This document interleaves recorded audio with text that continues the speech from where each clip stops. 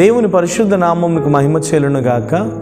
మరొక వాగ్దానంతో మీ ముందుకు రావడానికి ప్రభు చూపిన కృపను బట్టి ప్రభువుని నేను ఘనపరుస్తున్నాను.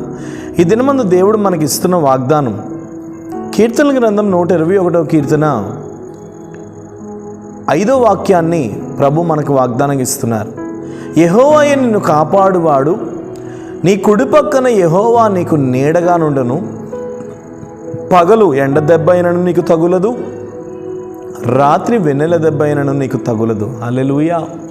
ఈ 121వ కీర్తన 5-6 వాక్యాలలో ప్రభు క్లియర్గా చెప్తున్నారు నీతో. ఏమనంటే, నిన్ను కాపాడబోతున్నాను, నీ కుడి పక్కన నీకు నీడగా ఉండబోతున్నాను, ఎండ దెబ్బ కానీ వెన్నెల దెబ్బ కానీ నీకు తగులదు అని దేవుడు మాట్లాడుతున్నాడు. అంటే దాని అర్థం దేవుడు నీకు రక్షణ ప్రాకారముగా ఉండబోతున్నాడు.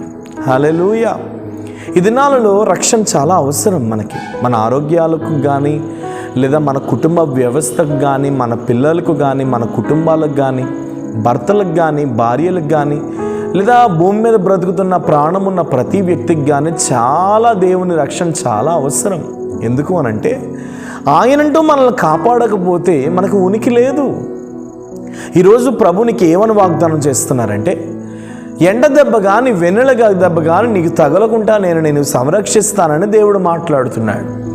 అంటే ఎలాంటి అనారోగ్య సమస్యలు కానీ, ఎలాంటి శోధన దినాలు కానీ నీ మీదకు వచ్చినా నేను నిన్ను కాపాడడానికి సిద్ధంగా ఉన్నానని దేవుడు మాట్లాడుతున్నాడు. నిజంగా దేవుడు కాపాడుట్లో సమర్థుడు. ఇశ్రాయేలీలు 430 సంవత్సరాలు వారి బానిసత్వంలో ఉన్నప్పుడు, వారు ప్రయాణమై తిరిగి వస్తున్నప్పుడు దేవుడు వారిని ఎంతలా కాపాడారో.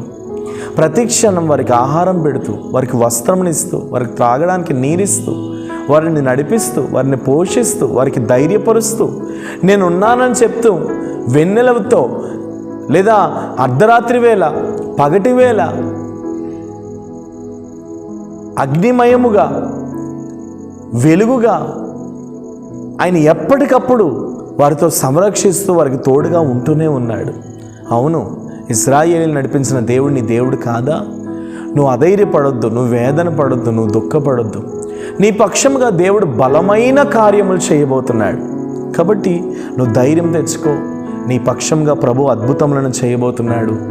నువ్వెక్కడైతే కృంగిపోతున్నావు, నువ్వెక్కడైతే సోలిపోతున్నావు, నువ్వెక్కడైతే భయపడుతున్నావో ఆ స్థలంలోనే ప్రభు నిన్ను ధైర్యపరచబోతున్నాడు. కాబట్టి ఈరోజు దేవుడు అంటున్నాడు, నీ కుడి పక్కన ఆయన నీకు నీడగా ఉండబోతున్నాడు, అండగా ఉండబోతున్నాడు, నిన్ను నడిపించబోతున్నాడు, నిన్ను ధైర్యపరచబోతున్నాడు. కాబట్టి దిగులు పడవద్దు, ఏ విషయాన్ని బట్టి నువ్వు కృంగిపోవద్దు. ప్రభువే నీకు అండగా ఉండి నిన్ను ధైర్యపరచబోతున్నాడు. ప్రార్థన. ప్రేమ నమ్మకం కలిగిన తండ్రి, ఎంతమంది అయితే ఈ వాగ్దానం చూస్తూ వేదన పడుతూ కృంగిపోతూ తండ్రి వారి కుటుంబాల్లో ప్రభువా రక్షణ ప్రాకారముగా ఉండమని కోరుకుంటున్నారు. యేసు నామములో వారి కుటుంబాలలో మీరు రక్షణ ప్రాకారముగా ఉందురుగా కానీ ప్రార్థిస్తున్నాను.